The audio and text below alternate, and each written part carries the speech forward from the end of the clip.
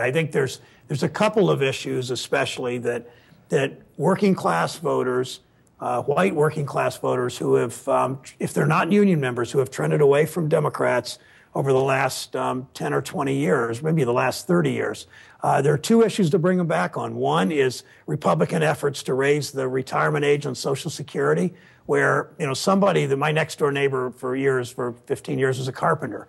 He was my age. He was at that time probably 50. His knees, his body was just, he'd been working outside for 30 years as a carpenter, mostly outside. He couldn't work till he was 70.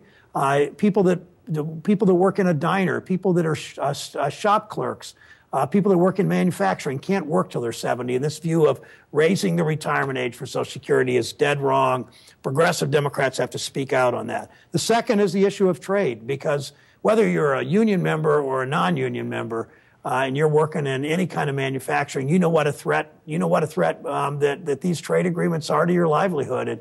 And Democrats stand up and fight for fair trade, not free trade, fight for a level playing field, fight for enforcing international trade rules.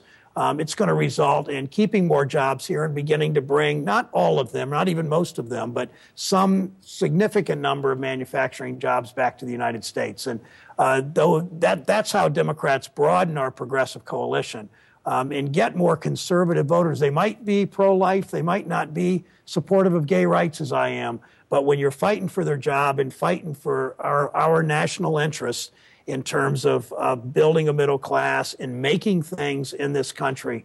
It's clearly, particularly in my part of the country, a state like Ohio, it clearly rings true with an awful lot of voters.